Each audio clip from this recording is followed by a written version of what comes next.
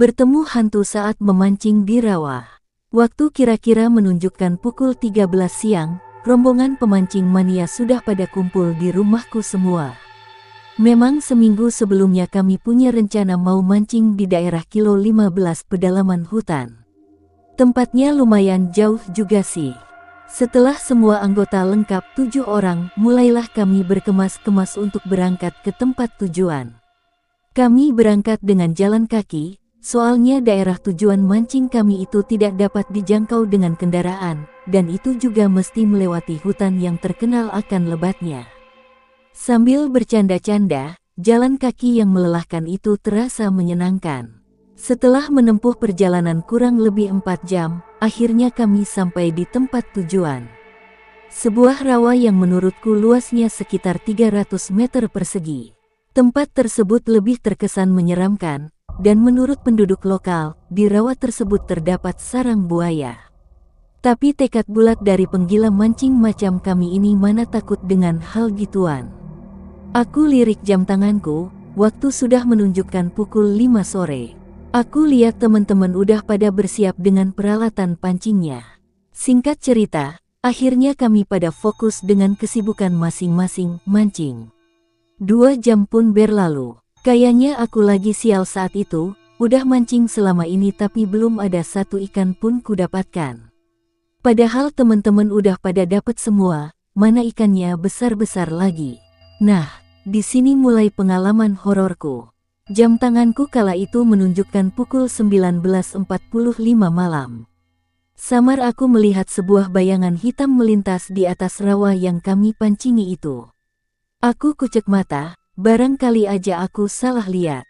Walaupun aku kucek mata sampai sakit, tetap aja bayangan tersebut kelihatan. Buat ngepastiin apa yang aku lihat, aku tanya sama temen di sebelahku. Ardi, coba kamu lihat di tengah rawa. Apa yang kau lihat? Tanyaku pada Ardi. Memang ada apa? Sahut Ardi. Kau lihat kan ada pulau kecil di tengah rawa.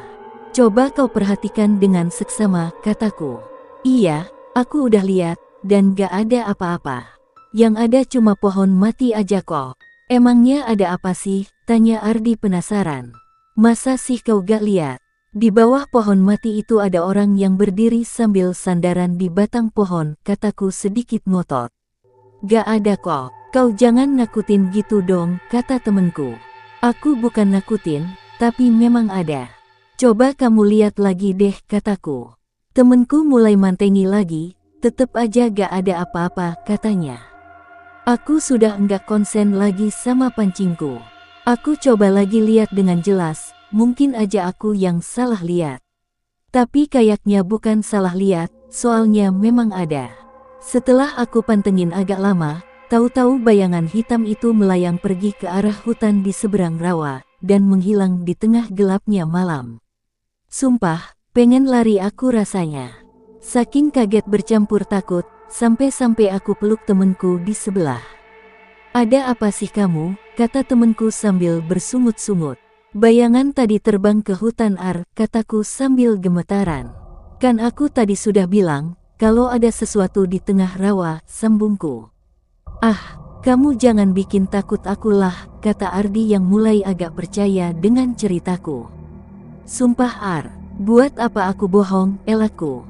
Udah jangan dibahas lagi. Kalau kamu masih takut, gabung aja sama teman-teman itu, kata Ardi sambil nunjuk teman-teman yang lain. Gak di sini aja, jawabku. Akhirnya aku mulai sibuk dengan pancinganku lagi dan mulai lupa dengan hal tersebut. Tapi kayaknya hari itu aku memang lagi sial. Mancing udah sekitar 4 jam, gak ada satu ikan pun yang makan umpanku. Jangankan makan, nyentuh umpan pancingku pun enggak. Aku kemudian pindah tempat agak mojok, yang menurutku di tempat itu pasti banyak ikannya. Akhirnya aku sibuk mancing di area baruku. Setelah mancing kurang lebih setengah jam di tempat itu, aku merasa ada hawa dingin lewat di sampingku. Tapi aku cuek aja, mungkin hanya angin, pikirku. Tapi pikiranku itu ternyata salah. Karena itu adalah awal dari kejadian berikutnya, gangguan setan. Agak lama, kira-kira 10 menitan setelah hawa dingin yang gak wajar itu lewat. JREENG. Berdiri sosok hitam dengan badan setengah pinggang sampai kaki aja di depanku. Sosok itu melayang di atas rawa. Saking kagetnya, aku sampai pingsan di tempat dan gak ingat apa yang terjadi setelah itu. Setelah aku siuman dari pingsan, aku sudah berada di rumah penduduk sekitar. Aku kemudian menceritakan semua kejadian menyeramkan yang kualami semalam kepada orang-orang sebelum akhirnya aku pingsan. Dan menurut penduduk sekitar, setan yang menggangguku itu, yang setengah aja badannya, adalah orang yang mati kena gergaji mesin sewaktu dia menebang pohon di daerah yang kami pancingi tersebut. Hantu itu memang sering mengganggu pemancing yang bukan warga daerah itu pendatang. Bukan 1-2 kali orang yang sudah pernah diganggunya. Dan aku juga bertanya perihal sosok hitam yang ada di pulau kecil di tengah rawa tersebut. Namun, kalau soal hantu yang itu, penduduk lokal pun gak bisa mastiin, gak tahu.